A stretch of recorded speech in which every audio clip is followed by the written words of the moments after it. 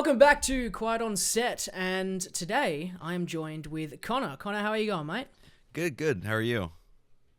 Yeah, good, man. Look at us. This is also look at you. This is like your second time on the podcast after this coming back. You're making a little name for yourself on every week at this point, mate. Yeah, man, I'm trying to show up more. I'm trying to be a more present father of the channel, I feel like I've been fantastic. Gone for so long. So I gotta show up when it counts.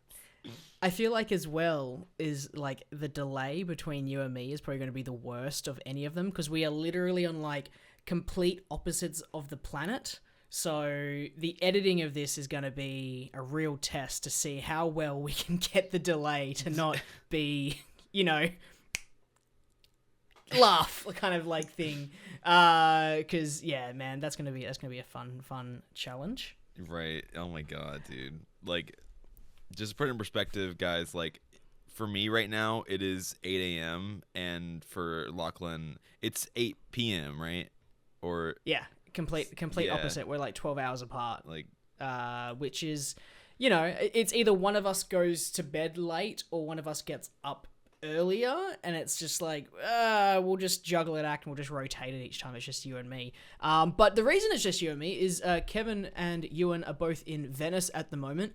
In fact, they literally just got off the call in this chat with us, and they just saw Frankenstein, and they're going to share their thoughts later when they record something on this channel. So stick around for that if you're constant viewers, because there's going to be a lot of Venice content coming out soon. But today we are doing something a little bit different as well, because Quiet on Set has kind of traditionally been a movie first podcast. However, from time to time we have spoken about different media, different formats, TV and such. And occasionally we have deviated from that original topic of movies to have a topic of conversation about something like video games. And this week we're going to have a whole conversation about video games. Quiet on Set has launched a video game channel and it flopped, and hey, maybe this is just going to be the part 2 that we really need, that everyone loves more than the original, like The Last of Us, right? Everyone Right. loves The Last of Us 2 more than that. No, they don't. Who knows what this is going to be like.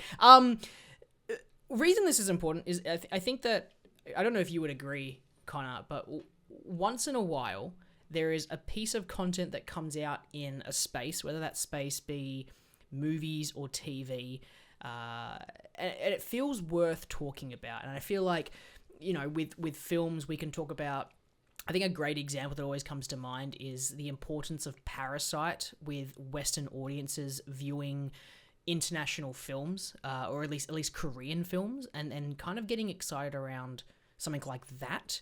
I don't know if you have an example of something that kind of feels like super important, or at least a big change in the space. Do you have any like ideas or memories in your head of something like that? yeah, I mean, I feel like I've been so into like games and movies pretty much at the same time, at the same pace, that I think the more cinematic games were these kind of like moments where, like, obviously the first Last of Us was a big moment like that, and like most Naughty Dog games are like that as well.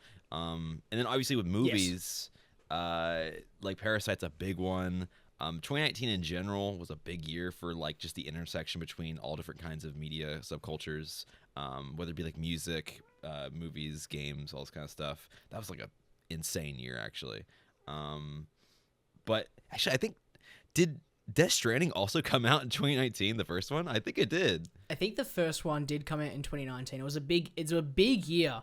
And I think that we talk about these big changes in the space, and I think that there's no bigger creator than in the video game space, or at least more influential of change, someone like Hideo Kojima. I think that he is such a big talking point of Death Stranding, more so than sometimes the actual games themselves. I think a lot of times people will just get caught up in this sort of like godlike figure of Hideo Kojima, and I think that is a very interesting thing, and that kind of By the way, this is going to be about Death Stranding 2 on the beach. I don't think I actually got to say that. Sorry. This episode is going to be about that game. Connor, can I ask, how many hours have you got in Death Stranding 2 on the beach? I think 75 as of right now. That's going to make me look like I no-lifed this game because I have 128 hours in Death Stranding 2 since it came out almost, a month ago at this stage. I took my time.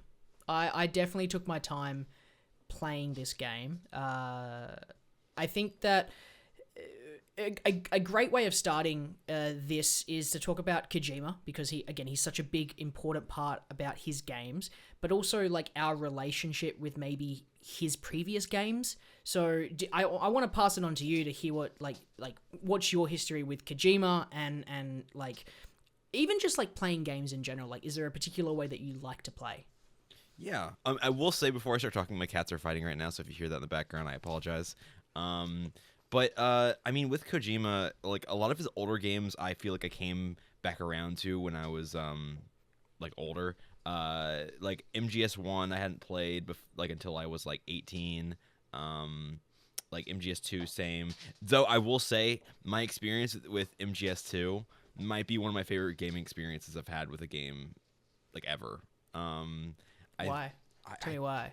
I don't know. I mean, I feel like that game is just like, and then like the twist in that game with like Raiden and everything. It's like so, like it was different. So effective. Yeah.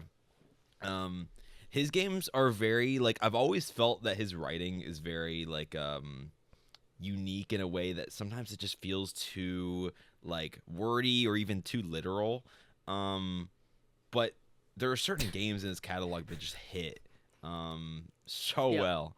I think probably one of my favorite games like ever is Metal Gear Solid Phantom Pain, Metal Gear Solid 5. That game I feel like is the core Kojima experience I've had in my life up until this point. And yeah, I mean, I want to ask you like the same question because he's definitely like a unique creator in the space. Like he has always been a cinematic designer and everything, but at the same time, he's so like his gameplay is so core to his game design and to his his direction. So I was wondering like what was like the big thing that you kind of attached to early on with his games. So I had memories of playing Metal Gear Solid games when I was younger at like one of the arcade places that I would regular, but because it was like, other people would play it, I would be only playing parts of it. So I actually have memories of playing like Metal Gear Solid 3, but I realized that I hadn't played it from start to finish until, a couple years ago. My first proper experience with Kojima was actually PT on the PlayStation 4, and I remember playing that and being like, holy shit, this is like really, really cool, a really interesting concept, and I decided to go down the rabbit hole of Kojima. And the closest game was the Phantom Pain. I was like, okay, cool, I'll go have a play of that. And I agree. I remember, like, I think I've got close to like 200-300 hours on like PlayStation and PC of playing the Phantom Pain, and it's always on my Steam Deck because it is literally one of the easiest games that I could pick up, go play for like 5-10 minutes, and like you had that sandbox experience of doing whatever you want. And that was the unique thing, is that even going back to his more I guess like not like open world, but like what's the other one? What's the opposite of open world again?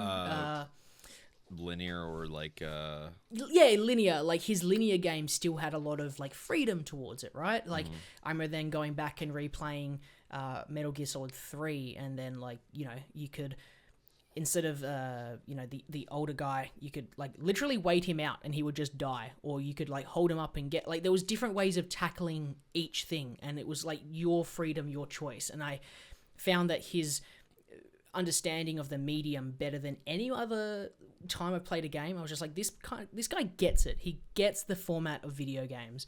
And I know that after doing a lot of research into him, he was such a big cinephile. And that made sense because his games were so cinematic and so referential. I mean, like Escape to New York, Snake. Right. Like, come on. That's come on. It's literally, like, it's just John Carpenter and Kurt Russell. Like, come on. Like, that is literally, like, he is just referencing his childhood of watching these action films. And I won't lie, like, I love it. Like, as someone who's also a big movie nerd, I love playing his games, seeing, especially with Death Stranding 2, all of the different directors that he has modeled to have not only play characters such as Guillermo del Toro, George Miller, and Nicholas Winding Refn as their physical characters, as main characters, but like even preppers. Like that, he's got, I think Mike Flanagan pops up in Death Stranding 2, and that kind of got like a little kick out of it.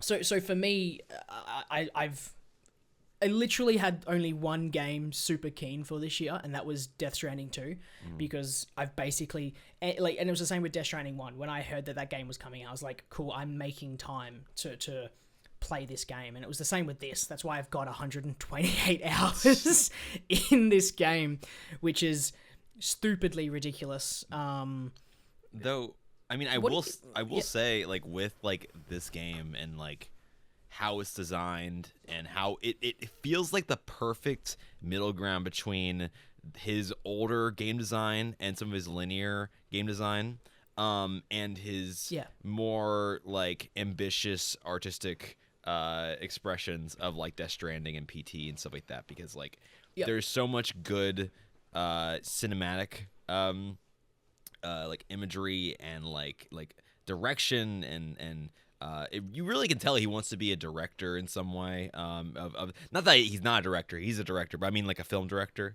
But also it's like he's still a game designer. You can still tell he's trying to make a game that like is really, really like immersive, but also expansive in its like what you can do in the game. It feels like MGS5, but in Death Stranding 1, and like that to me is like such a perfect marrying of two different kinds of games. I will say, despite the fact that you said that you've spent a lot of hours, and you mentioned 128 hours, to me it makes total sense. This game is so addicting in a way I didn't really think could be possible after playing Death Stranding 1. Because Death Stranding 1, to me, I don't know what your experience with that game was. To me, that game felt like I finished it and then I was done. I didn't really go back to it. With this one, I finished it and I've been still playing it when I get the chance. Yeah. I'm like, it's not just with Death Stranding, but with a lot of games, I'm not a big fast traveler. I don't choose the quick way of doing it. So I did a replay of Cyberpunk, what was it, like last year or the year before, and I didn't use fast travel in my playthrough. I literally either drove or walked. Or there was a metro system that recently got updated as well, actually, funnily enough. So it might have been sooner because I think they only came out fairly recently. But I literally did a playthrough where I would catch the public transport instead of like driving there. I'd just sit there. And it's the same with Red Dead. I didn't ever use fast travel. I would just, ride the horse. And these particular games have really interesting worlds. And I think that for me, this game, I agree with the openness of like the freedom of the open world. Like you have a Metal Gear Solid 5 in this game, but with the setting of Death Stranding 2, I kind of just walked everywhere. And that's what I realized halfway through this game. So halfway through this game, and this is going to be, I think, my part, because I even though I really enjoyed this game, I don't rate it as highly as Death Stranding 1. I actually think Death Stranding 1 is the better game. And the reason I say that is, one, I think Death Stranding's story is a little bit better than what Death Stranding 2 is. I think Death Stranding 2 kind of gets caught up in a couple of things. I also think that if you just play this game without restrictions, you kind of will find this game too easy. And I saw a lot of conversation around how once you get the truck, in this game. You kind of just you just use the truck now. Every time. Because I'm someone who chose to walk everywhere. That's why I've taken so long to kind of finish this game, because I didn't use the truck. And when I unlocked it, there were particular missions that I would use it for, especially big cargo missions. But for me, the journey of walking was probably the most exciting part for me, because if you want the best experience out of Death Stranding 2, you don't use vehicles, you just walk. You just walk. And this game makes you restrict yourself to get the challenge out of it. And that's okay. Yeah, I mean, I agree with you. Like that, this game like is definitely like easier than the first one in a lot of ways, and it definitely streamlines not only like the actual walking element of it, but it streamlines so many different elements of it. Like even like cargo management, like you can just auto arrange your cargo now. And like I remember in the past, I would have to drop things and reorder them in my management, and it was just so time consuming. But now I just click it when I pick up something, and it's like instantly it's stacked up. Which like I have OCD, so like to me like it helped. Like I liked being able to just click it immediately and not have to worry about it. Yeah. But at the same time, I get what you're saying, because I did have an experience where like I never died. Like I never died in this game once. And like to me that's kind of crazy. Yeah, no, I didn't. Like, and to me that's kind of crazy to never die in a like almost 100-hour game. Like that's just kind of crazy to me. I feel like there's at least like one moment where like you might slip up, or like you might get killed by an enemy that's like a little too strong, or even you might have like a higher difficulty, which I played the second highest difficulty, so I was hoping that it would be a little more difficult, but it really wasn't. The reason behind the change is to make this more accessible. I think that this game has had more critical praise than the first one. I think that a lot of people struggled to kind of understand the point of Death Stranding 1. And I know a lot of people who haven't played the first one but have played the second one, and they're just like, the second one, it's so good. And I was like, have you played the first one? They're like, no, I skipped it. And I was like, why? Why would you do that? That's crazy. It's like watching Avatar: Way of Water, but not watching the original Avatar. Like that is some foundation work that you need to understand for enjoying this one. And I think that a lot of people got sucked into a lot of the selling points of this, and I think that the big selling point is that this is one of the very first next generation games. 100%. From loading times to visuals. Like every other game that I've played on my PlayStation 5 has kind of also had a PlayStation 4 version, and then the PlayStation 5 just ran a little bit better. That's fine, but nothing has made me feel like a next generation game until I started playing this. And then people were like, oh, there's this new terrain system, which, in terms of like storms, floods, that kind of appears and then disappears, and it's like there was a big selling point to that, but it's only in like contained areas. Yeah, so very scripted. There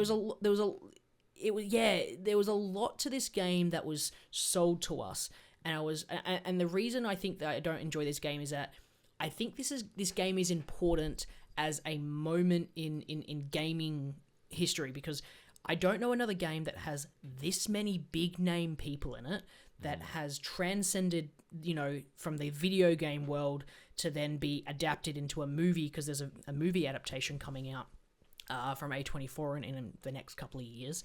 To have such a big like next generation feeling. This is the first like next gen game I think I've played that I've gone, yeah, this feels like a progression path, but it feels like a very, very expansive next generation demo, and not so much like a game that I was in, because like the narrative for me with this game, it just wasn't there. And I think that, if we're going to talk about anything first, because there's visual, there's like the gameplay stuff, I think we should start with narrative, because it's such a big important part to Death Stranding. I didn't like it. Okay. See, I didn't like it I will much. say I haven't really said my opinion much in the first bit of this episode. I will say I disagree. Personally, I like Death Stranding 1, and I think Yep. it ends there for me. I think for me, I admire it, and I really enjoyed like a lot of the experience, but I could not. I'm kind of the opposite with you. I think with the first game, I really Good. like found This is more enjoyable. yeah, because like I really enjoyed the experience of like the actual walking simulator of it, and like the terrain. And I honestly think that some of the terrain and some of the vistas in the first one were more like aesthetically pleasing to me, because of like the like Icelandic kind of landscape, and the whole aesthetics, all aesthetics of like first seeing the BTs and all this kind of stuff. And I really enjoyed the gameplay of that first one, just the lore and everything. But then when it came to the actual story itself, having to do with Sam and like the president and like all this stuff, it felt so convoluted. And obviously Kojima narratives, they're always convoluted. I feel like it's kind of impossible to avoid. The only narrative I can see for him not being convoluted is maybe PT, because that's like the most like that is like the shortest game he's ever made. But like, Yeah. so it's gonna be inherent, but at the same time, it's like it lost me so many times that when I came to this game, I was expecting a similar experience, but I actually really emotionally attached myself to these characters and to this world again. And as much as like I don't think the BTs and everything were as interesting as they were in that first game, I personally found a lot more enjoyment in the story and how crazy it went in certain places. Obviously, it feels a little bit more like cinematic and more like a Marvel movie at some points, because of how grand it has to be. But at the same time, I think the genuineness that Kojima exudes in his games and his writing, despite the fact that sometimes it's a bit too wordy, bit too direct, and sometimes it just feels like he's being a bit melodramatic. I can tell this is actually how he feels, and this is actually like something he finds really emotional. And so it really comes off in the writing to me. Like, I really love the new characters. I love Rainy. I love Tomorrow. I really think Fragile is really good and a really good character in this game as well. I do wish that she got more development in this game. I don't know if we'll talk about spoilers with any of like I think we'll get to it like in a little bit. Yeah. Major spoilers in a little bit. Yeah. So the ending I have some quibbles with, but like I had a pretty good experience with this game. I would say great experience, honestly. I look back on it and I think about stuff like Troy Baker's character. I can't remember what is it. Higgs, yeah. He's so fucking good in this game to me. Like I had such a good experience with every single cutscene that he was in. Primarily because Troy Baker is giving such a like his performance here is so insane. Yeah, wild. Yeah, he's off that. I think Kojima was just like, do whatever you want, man. Yeah, literally, he definitely was. Yeah. So he's actually insane. But I don't know. I can see what you're talking about, because like I said, I'm not one of those people that skip the first game, so I can see why that first one has a bit more value to you. But at the same time, I had such a great experience with this game. And despite the fact that it is a bit streamlined, and I do really like the gameplay of that first one, and I do think it being streamlined kind of takes away from the ambitions of this world and of this kind of game. I do think like the actual gunplay and the actual like system of like taking cargo back and forth and like having to avoid enemies, and it's a lot more consistent in this game, which obviously is a streamlined version of like randomly being attacked by some people that just find you in a mountain in the first game. It was kind of funny because they would just spawn in, and then like your little BT thing would just like detect them in the background, and they'd just be running after you no matter if they saw you or not. So I like that it's more consistent here, but also I just love the fact that like it feels like Phantom Pain but in Death Stranding. Like that's so fun to me. I love that.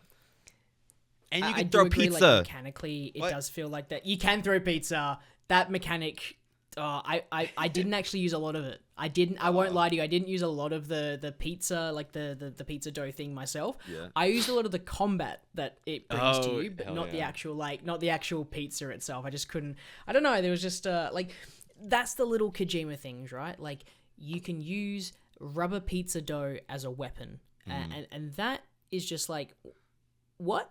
And what should be stated really quickly is Yuji Shimomura, who is the fight choreography person on Death Stranding 2, did a fantastic job with any of the sequences involving combat. There is a particular sequence with the pizza chef, and I think that it was fantastic. And there's also a lot of combat sequences later on that are fantastic. Shout out to them, because that needs to be shouted out. I wanted to make a quick comment on your narrative thing with Kojima with his writing. This is so controversial. Kojima is, in my opinion, not a fantastic writer, but a great moments guy. Yeah. Because he makes moments feel so cool, so dramatic, so sad, but I think he has a problem kind of like stringing them together in a way that it kind of flows. And I loved I wouldn't have put 128 hours into it if I didn't love this game, and I love this game. But in retrospect of everything, the emotional weight for me wasn't there. I just couldn't connect with a lot of these characters. I think especially because a lot of the spoiling of one of the big twists was so obvious from day one of the trailers. It's pretty funny. That one was just like, that one is just like, and then they do like a little like like wink at the screen. It's like, okay. yeah, and I'm like, yeah, come on, let's be real. Like the moments that the end sequence, the end. I would say it's not really spoiling it, but once you get to, once you get to the motherhood or like East Fort Knot in Australia. Oh, by the way, it's set in Australia. Yeah, we didn't even mention that. G'day. Fantastic. It's not really a big like important thing. I think that, to be fair, there's so many Australian people that they've scanned as preppers. It was just like, I probably should set it somewhere that makes sense, right? But the moment from East Fort Knot onwards for me was where I really got engaged with the narrative. And I think that for me, that the first like 2/3, there wasn't really a lot that happened. There's a moment with Higgs at a weapons factory, and other than that, it's mostly just connecting up preppers. And there's not really like there's a couple boss fights, but there's not really a lot that gets me engaged with this narrative as much as it felt like there was major stakes with Death Stranding 1. Yeah, I mean, you say that, but I kind of disagree, because like there's so many moments with Marcinelli. What's that character's name? He looks like Solid Snake. Yeah, Luca Marcinelli. He plays Neil Varner.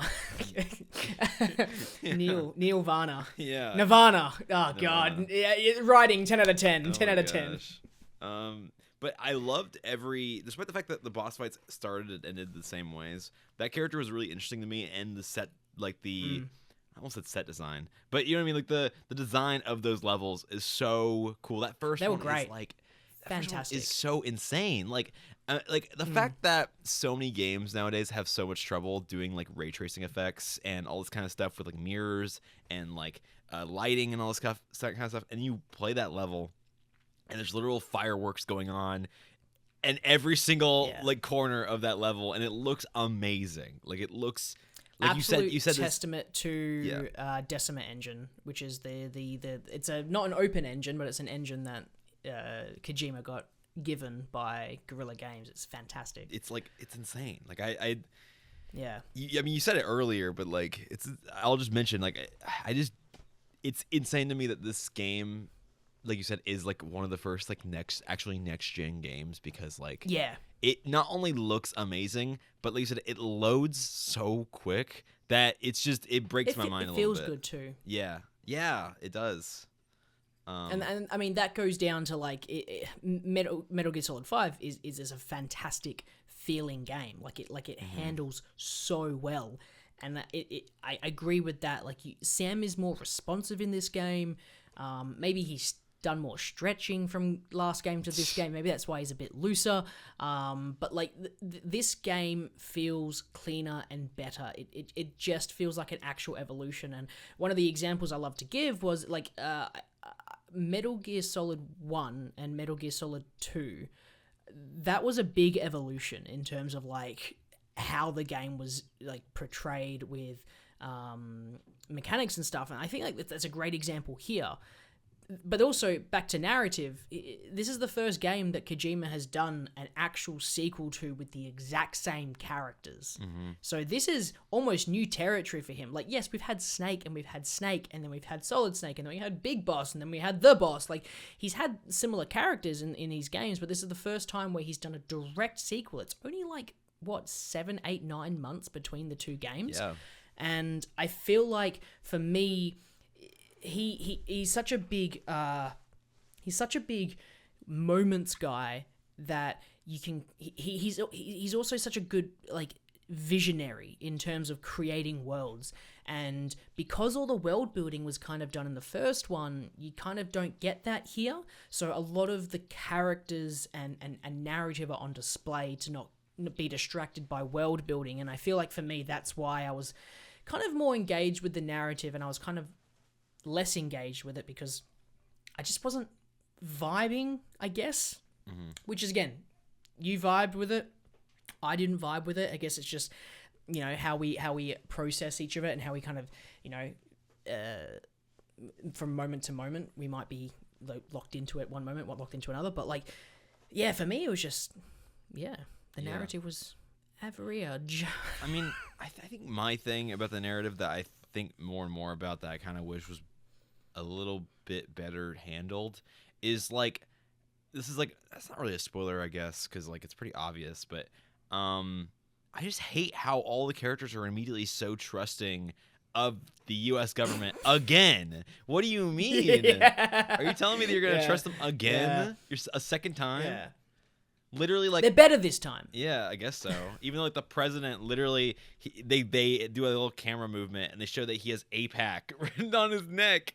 Yeah, and it's like, it's literally like, I also love that too, like that they didn't even try to like disguise it as like another like name. It's just APAC, like the actual APAC in the world right now. Like that's to me, like I think it's funny, and I like that because I think Kojima's politics are mostly like consistent in terms of like what he thinks about the U.S. government and everything. I think that him critiquing APAC and like how all of these kind of U.S. Representatives and politicians are just taking money from APAC, and like they might be like on paper or in their words supporting a better world and like people that are trying to do the right thing, like like the like Sam and all of them, but in reality they're just using them to like forward their agenda and like make sure they have more power and money and like kind of forward everyone into like a fascist government. So like I think it's funny and I think it's valid, but at the same time it's like, man, literally APAC is on his neck, and then like they don't if there's anything Kojima is good at, it's obviously being on the nose. Yeah. Dead Man, Tar Man, Rainy. Like he does not hide things. Like what should we call this person? The boss. Okay, what about this person that is better than Big Boss? Like come on, he's not really a on the nose kind of guy, if I'm totally honest. Yeah, like. Oh man. You go. No, I was gonna mention that like him naming what's her name? Elle Fanning's character Tomorrow, knowing like who she is. Like it's like I think it's also, I don't know, this is a funny like the way his brain works is just like even though you said that he has like some struggles connecting dots, I think he does connect the dots, but in ways that like don't make a lot of sense. Like they like, or at least they are really like instinctive and like kind of immediate, held by a very thin piece of string. Between points. I think that he just I love the dude, right? Don't get me wrong. I fucking love almost every single Metal Gear in its own way for each reason. But like, man, sometimes you've just got to have someone in the room to tell you no. And I think that Kojima doesn't have that guy in the room to be like, no, Kojima, don't do this one. There's a bunch of like really big time directors telling him he's like a genius, and so like there's no way he's going to like. I remember like an interview he did before this game came out. I think you probably saw this as well, where he was like, people told me that this game was amazing. Like all the game testers said this game was like one of the best games they've ever played. And I'm like, and then he was like, I have to change it. I have to, if everyone likes this game, it's not special or whatever. And like, as much as I can see what he's talking about, and I'm not gonna be dense and act like I don't understand what he's talking about, at the same time, it's like, man, when we play the game and we see how streamlined everything has become, I don't know if he fully like went in that direction, because it seems like he kind of took the criticisms of that first game and tried to make it better. And if it better by what metric, I don't know, but you know, I don't know if you saw this one as well, but he also talked about how, you know, people talked about how Metal Gear this game feels, and it's because people want him to make another Metal Gear, so he basically had to, like in the back of his mind, he was like, yeah, I can see why people say that this is like Metal Gear, because at the back of my mind, people want me to make another Metal Gear, so it's on my mind. And that's why it's so Metal Gear-esque, because he wants to please those people who and I mean, he's got an espionage game coming out with PlayStation, I think, in the future. That's like his next one, along with the Xbox one, like the weird hybrid, it's like an acronym, video game horror thing. Fizzant, I think it's called. Okay. Or maybe that's the espionage one. I'm not 100% sure, but he's got a couple projects in play, and again, you talk about people talking about how great he is. I'm pretty sure that George Miller did an interview and was like, yeah, if anyone is to make a good Mad Max video game, I think he said he wants Kojima to do it. And I was like, I don't know if Kojima would make a Mad Max video game. I feel like that's not really his thing. There also is a good Mad Max game already out. There is a good Mad Max game. Yeah, that one's not too bad. But yeah, I feel like Kojima does get a lot of praise, and I think that this is the first game where a lot of his flaws are on show. But I think that even though I'm talking, I want to talk about these things that I didn't like, but I don't want people to think that I didn't enjoy this game, because there is so much to this game that is literally incredible, and we've talked about so much already. And I think that there's one that I'm hoping, Connor, I'm hoping we meet some middle ground here, mate, that we both agree on. I'm going to go on a limb here, but fuck, the needle drops are great in this game. They're so good. They're so good. Oh, man, they're so good. No matter where you are, or like what kind of like sound system you're playing this game on, whether it be headphones or like an actual stereo system, like it is so like immediately when you see that little subtitle pop up, and like it says like the song or whatever is coming on, and it's like Caroline Polachek or like Low Roar or whatever, and it's like, oh my god, it's so good. Like, here we go, we're in for it. I'll slow down. I'll get through the whole song. Yeah, no, exactly, because it's like once you get to the bass, it stops, so you don't want it to like stop too soon.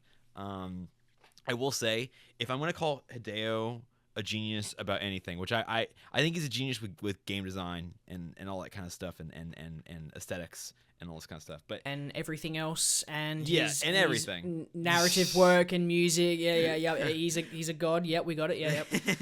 I will say his music taste is so good. Like, I'll just see like on his Instagram sometimes every single one. Yeah, like every song in this game is so great, and then when you go on his Instagram, he's always reposting like the newest, coolest music. He's like really up to date on a lot of like really, really interesting music, whether it be in like punk or like techno, or even like brand new pop or underground pop. Like, he just knows what's going on in the music scene, which is like kind of crazy, because it seems like he has so many hands in different like pots, or whatever the word the phrase for that is.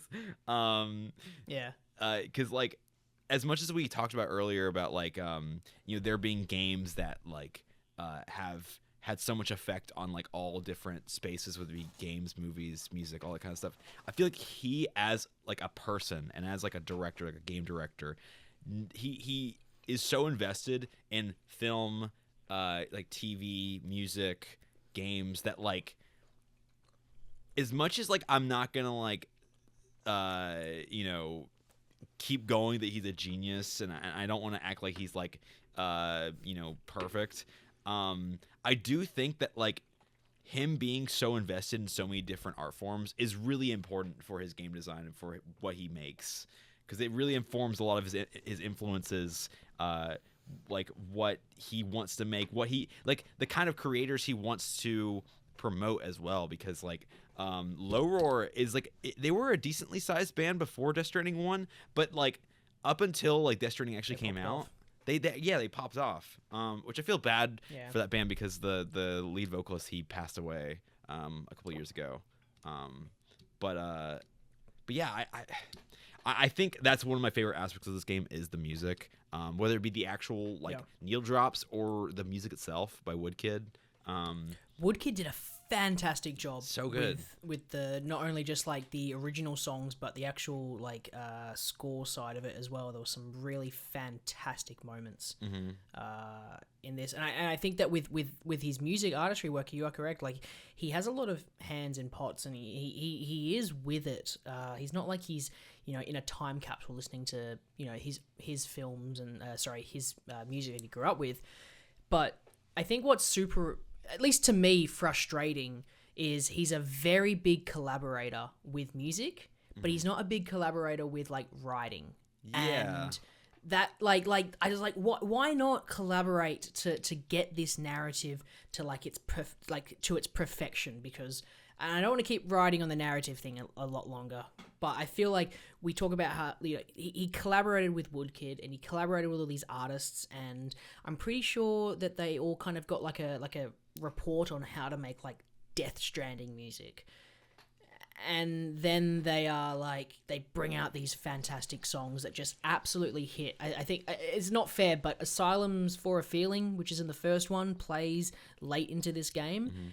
And man, it just hits different. Like, there is not a single drug on the planet that felt as good.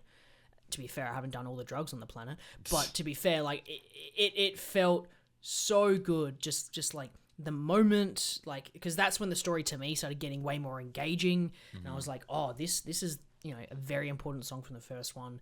Now it's here in the second one. Like, the music is incredible.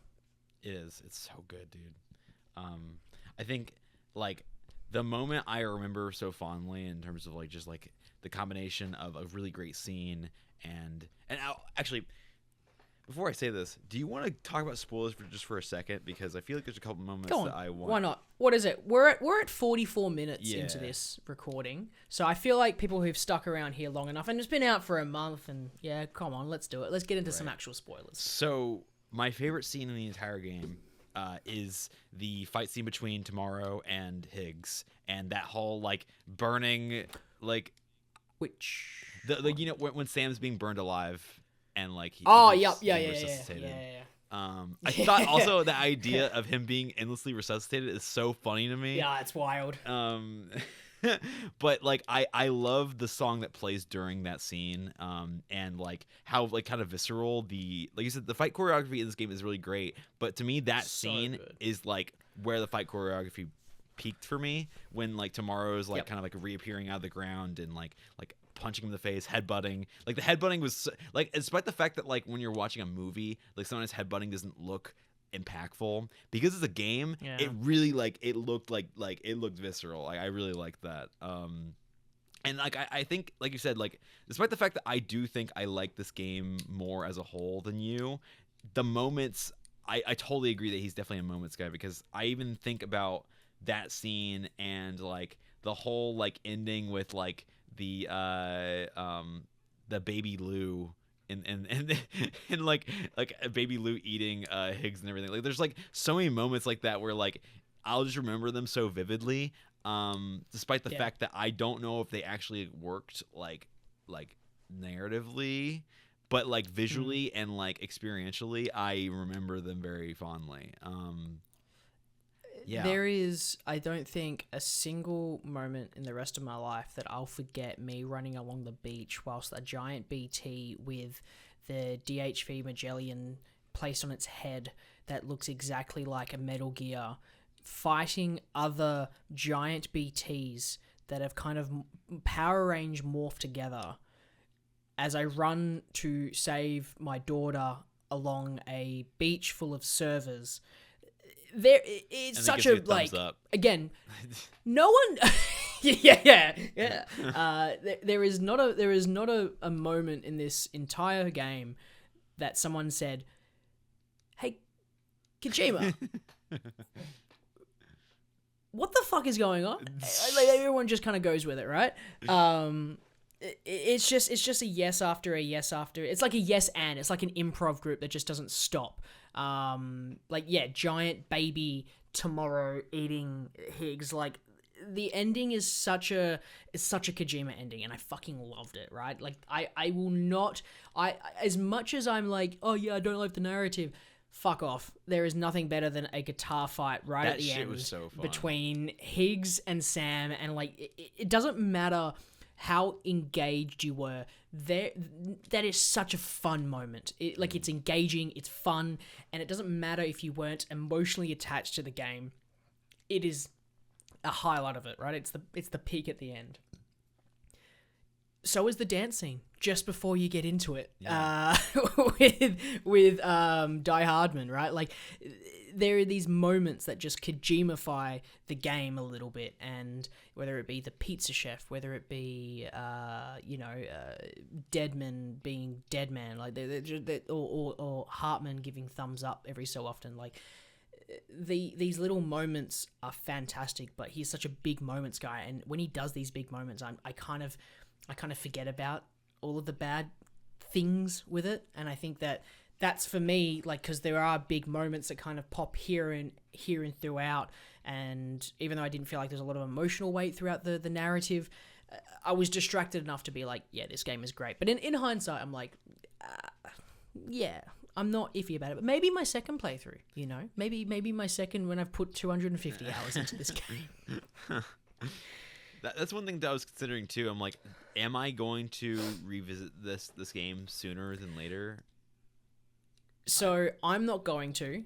Only reason is I said I would play Metal Gear Solid Delta, even though it's not a Kojima game. Yeah. I love Metal Gear Solid 3 Snake Eater. I think that I would love to see, like, the Silent Hill 2 remake was fantastic. So I'm hoping that Konami has put together a good remake, and from everything I've seen, it's a fairly good remake of Metal Gear Solid 3. It seems like one of those things where, like, Konami has such a bad reputation right now that if they were to change anything, it would be like a really bad move. So I feel like they haven't changed much. Yeah. And for me, like, I played, funnily enough, I played a lot of my Death Stranding 2 on my Steam Deck. I actually streamed my PlayStation to it, and I was actually playing it out and about. I was gonna ask you how that even worked in terms of, like, the refresh rate and stuff like that, because, like, it seems like it would be. Wasn't, honestly, dude.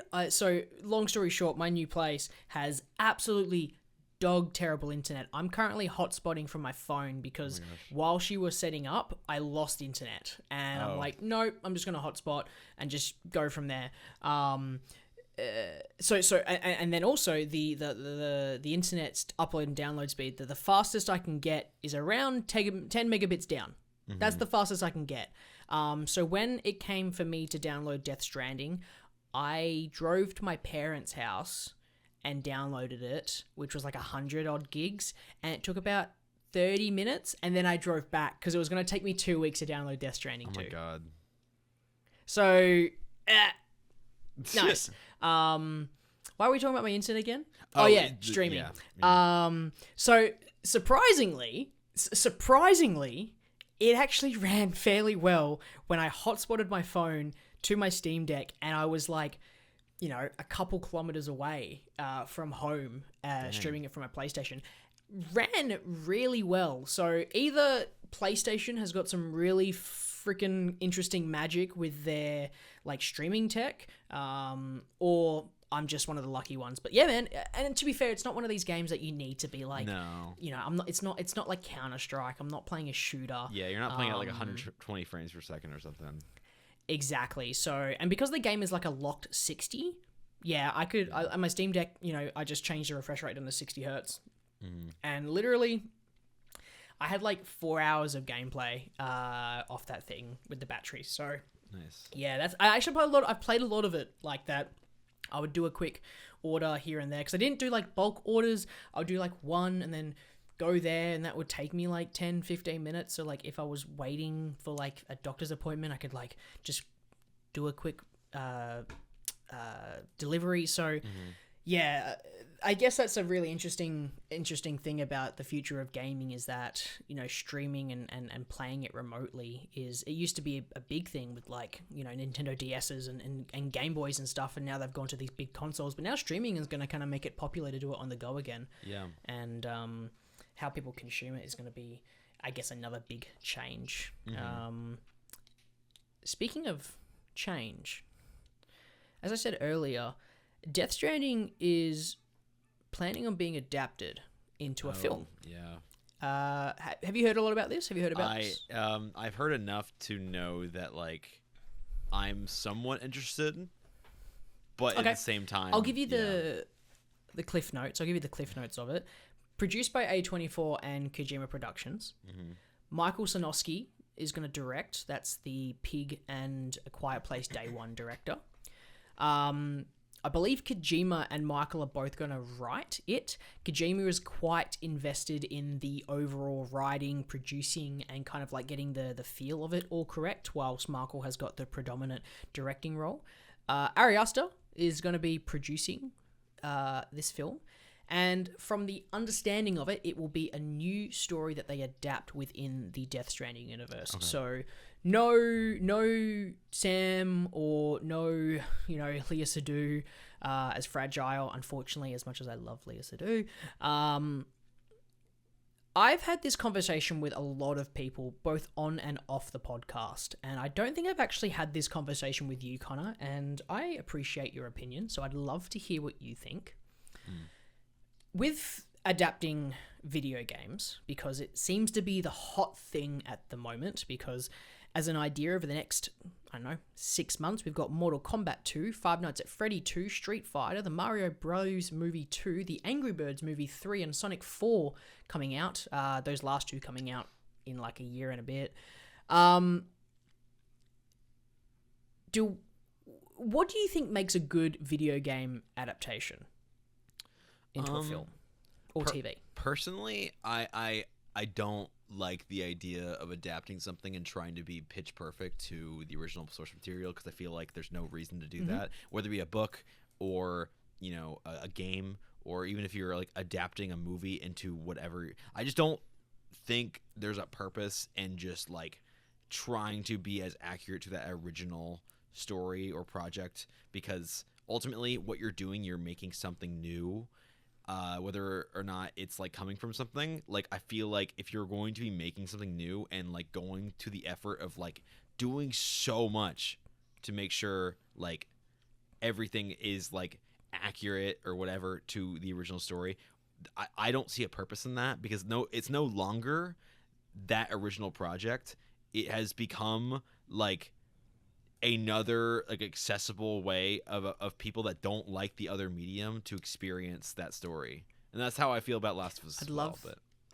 I'd love to ask you really quickly on Last of Us. That's an interesting one. How do you feel about the Tomb Raider movie? That's basically just a shot for shot remake. That's of the game. That's a funny pull.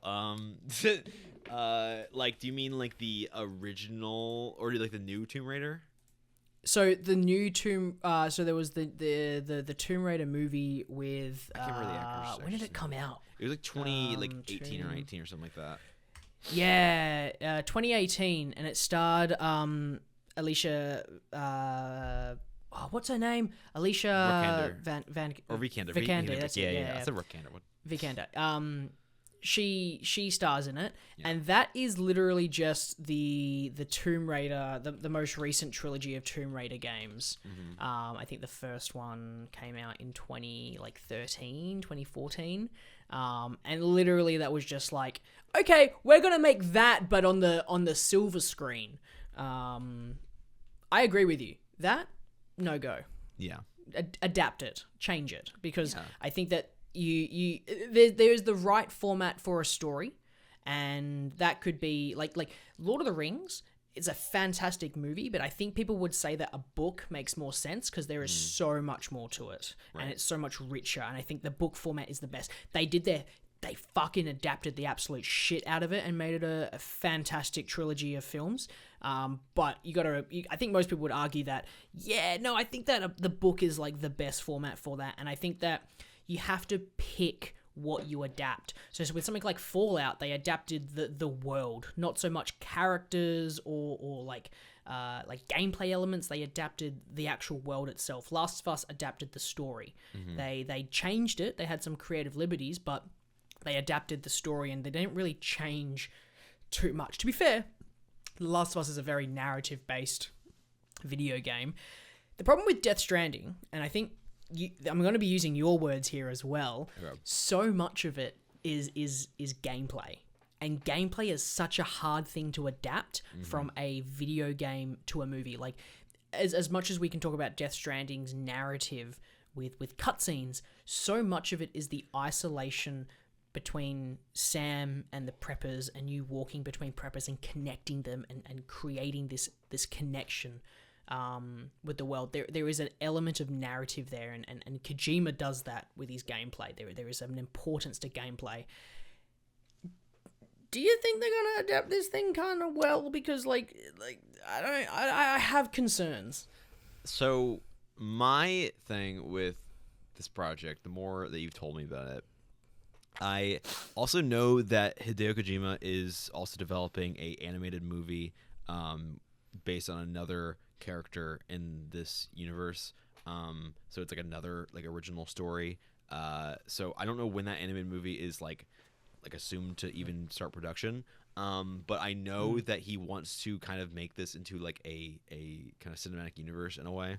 I like the fact that he's trying to avoid Sam Porter as much as he can, because I feel like trying to like mine at that character and their stories is like kind of like useless to me, considering like, to me, Sam Porter Bridges, not that complicated of character. Doesn't have that much going on. Like, even if you were to make a movie about a different story in his life or a prequel or something, there's not that much to find there. Even in the game that he's in, his main story, I don't think he's the most interesting part of it.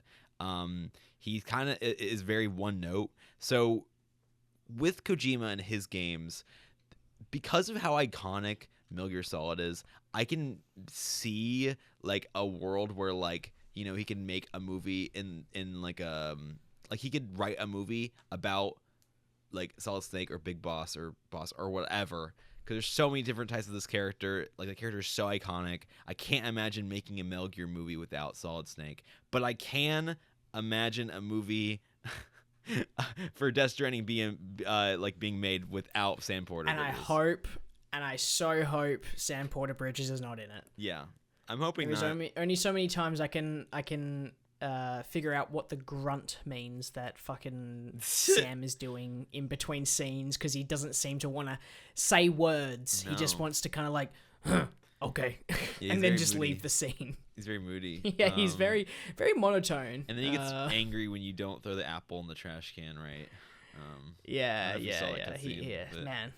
No, yeah, I did. It was fucking hilarious. Again, little Kojima things, and I feel like you're not gonna have the even though he's very heavily involved, the Kojima side to the movie, because you're not gonna have those weird, quirky moments that Kojima likes to bring into his games that make it feel, funnily enough, makes it feel more like a game, which is hilarious. Like he doesn't want you to forget that you're literally fucking playing a video game. What is he gonna do? Make you remember that you're watching a movie? Like, is that what's gonna happen in the film? I mean, because like fourth wall breaks and everything are so common with these games. I honestly imagine that he's going to keep it like. I hope that he relinquishes some control to Michael Sarnowski, because I do think that Michael Sarnowski is going to do a pretty good job at just getting the tone down, getting the aesthetics down, making sure that the BTs and everything like that are like menacing and have a presence in the movie. I do hope that they're done somewhat practically in a way. Not that I can imagine like even like in my head of them being done practically. I just would like them to be like more like physical, if that makes sense. Like I want them to have a presence, because I was thinking about this as well. I don't know what kind of budget this movie's going to have, but I don't know how much like VFX they're gonna have in this movie, because like the game is so visually ambitious that like if they were to make a movie in the same world, not about these same characters, not in like even in the same region, but just the same world, I just can't imagine it having a budget lower than like 60 million. And even then, maybe Kojima's gonna like fund it like himself. But I don't really know. I don't know like who's going to be like starring in it, if they're going to prioritize like the budget for like the actual production itself and not the actual casting. But I've thought about this as well, and this is like kind of a tangent a little bit, because of how close of a relationship Kojima has with so many actors and actresses. Is he just going to be able to be like, oh yeah, do you want to be in my movie? And then like they'll kind of like work at a discounted kind of price just to be in a project with Kojima? That's another. I mean, there's plenty of actors who do that with directors. 100%. I don't see why not. He's everyone's like favorite guy. Like literally like it's so funny because Caroline Polachek like just recently obviously did the song for Death Stranding, like On the Beach, and as well as like I think she like previewed some new music to him when she like was like when he bought her a ticket, which is so crazy to think about. He buys like all these women tickets to Japan to get them to fly over. But like she came back and was talking like so much about how amazing he is and everything. So I just imagine that he's going to be able to have a bunch of people on board, like not only actors and actresses, but like, you know, editors, cinematographers, you know, composers. I would hope Woodkid is still making the music for this movie, but I don't know what kind of direction they're going to go with that. I also don't know how well it's going to do. That's another thing. I mean, it's a stupid question to ask. I don't really care about box office a lot of the time, but like, I mean, it's an A24, so yeah. And funnily enough, like you talk about budget, they could give this thing, you know, $10 million. They could give it, you know, 80. Like they're wild with their budgets these days because they're getting such larger productions. Yeah, like they gave Beau's Afraid like 65 million. So I mean, maybe they would give this movie a bit more. Yeah, they're investing a lot, and some of it is paying off really well. Some of it really isn't. Yeah. Which is funny that I feel like A24 has had a lot of, I wouldn't say misses, but a lot more mediocre average scores than like the traditional, like, oh yeah, A24, it's like the greatest film that's come out this year. But that could just be me. But yeah, I dude, other than Death Stranding, like video game adaptations coming out, we've got all of those ones that have dates that I read out before, but The Legend of Zelda is getting a film adaptation. They just got like a casting announcement of who's playing Link and Zelda. There's Ghost of Tsushima, there's Horizon Zero Dawn, Helldivers, Gears of War, Silent Hill. You know, there's that Netflix Bioshock thing that's happening or not happening. I have no idea. IGN's got an article with like all of the upcoming movies and TV shows and stuff like that. So, yeah. Do you think that Kojima's style would work in cinema, or do you think that like he wouldn't? Honestly, hot take. I think it will, because maybe not. I don't think it will work for everyone, but I think about the fact that like Nicholas Winding Refn has made so many films in the same style with the same kind of dialogue over and over and over again. He gets progressively bigger budgets for each project he does, despite the fact that I don't think any of his movies are that profitable at all. And I think because of how close of a relationship Hideo and Nicholas Winding Refn have, it makes sense that Hideo's writing is going to mirror some aspects of his writing that are pretty unique and like, very direct and all this kind of stuff. And I mean, I think about how people view like, late style directors, like directors that have directed for so long that like when they make another movie and it might not be of the same budget or tier as like, their previous films, but you can tell they're trying a new style. I can imagine Hideo coming into, film and like being like a late style director in film, because of how much he's done in games. His movies and his projects are going to come off very different, but I think people will get on his wavelength. Maybe not immediately, but eventually, like 100%. I hate to compare him to this director, but I think that he would be very much like a Tarantino, like a very referential cinemaphile, making movies for the fucking love of making movies. And not everyone's gonna love everything that they bring out. And I think that when I say like Tarantino, I think more like Once Upon a Time in Hollywood Tarantino, in the sense of like that's, this is his passion stuff now because he's getting a little bit older. Because Kojima is like in his 60s. Yeah. He's he's looking good for his 60s. He does. The man's got ambitions to make films, and this is his, and he always has, and this is his moment. But I think he realizes that, time is short, so he's going to start pumping out some, interesting video games, because I don't think he's got a lot left, especially with how long it takes for a game to come out these days. Like 2019 was Death Stranding, and now it's 2025 or late 2025. Yeah. And we're getting 2, so it's going to be like 2030 by the time we get his next thing. Yeah. Other than that, I mean, I think I've pretty much gotten all of my notes. Yeah. Do you have any final thoughts, closing remarks of Death Stranding? Do you want to give it a rating? Do you want to give like a 10 out of 10 or like a 5 out of 5 rating, or like a, what do you want? What kind of number should we throw out here? It's not a movie. We're not letterboxing it. I mean, I will say, like, I had an amazing experience with it. I don't really rate games because I try to leave that to movies and stuff, and I do the same thing with music as well. So sure. For this episode, since we talked so much about it, I'll give it a rating. I'll say it's like a 9 for me, because like I had such an amazing experience with it, and I don't really have experiences with games like that often, because most often I just kind of play through it.